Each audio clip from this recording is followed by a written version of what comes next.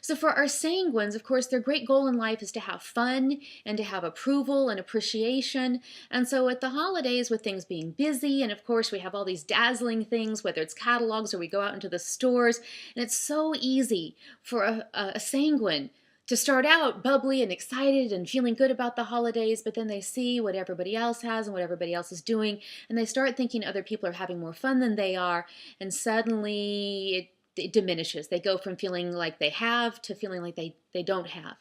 And so for my sanguine sisters, focusing on what you do have, focusing on the fun and the enjoyment that you do have, the approval, and sometimes we have to go backwards and say, okay, but I've had some fun. Maybe not this moment, maybe not today, maybe not this week, but I've had a lot of fun leading up to this. It doesn't have to be always at that high level, or approval, or attention.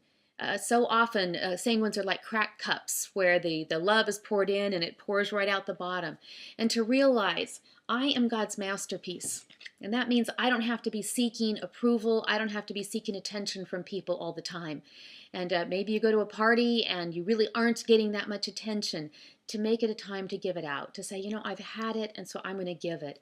For our melancholies, their goal is perfection, and it's so hard at the holidays because we're surrounded by so many standards, whether it's on the magazines or the shows on TV showing what our Christmas could look like or should look like.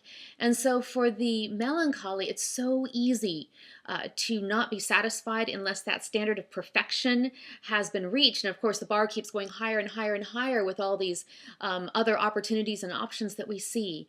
So for the melancholy, and I know this is going to sound like a contradiction of terms, but to realize sometimes perfect really is good enough.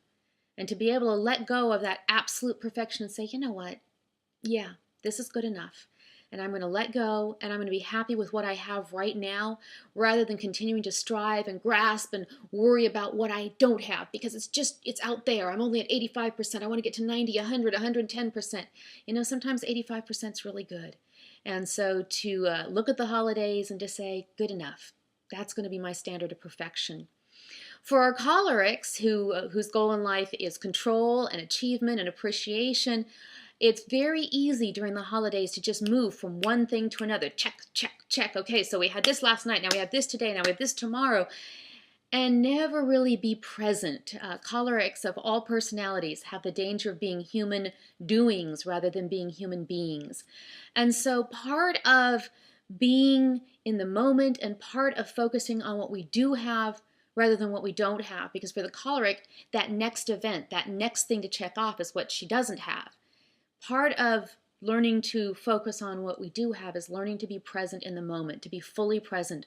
And sometimes if that's really hard, to take the eraser or the white out to the calendar and say, okay, I can't be fully present for each of these. I'm just going to be hopping and skipping and jumping, but I'm never going to actually be there. And so dare I say it's slowing down, and I'm speaking to myself as much as anybody else, can be so valuable for a choleric. And then for the phlegmatic, whose goal in life is always peace. They just want peace and calm and for everybody to get along.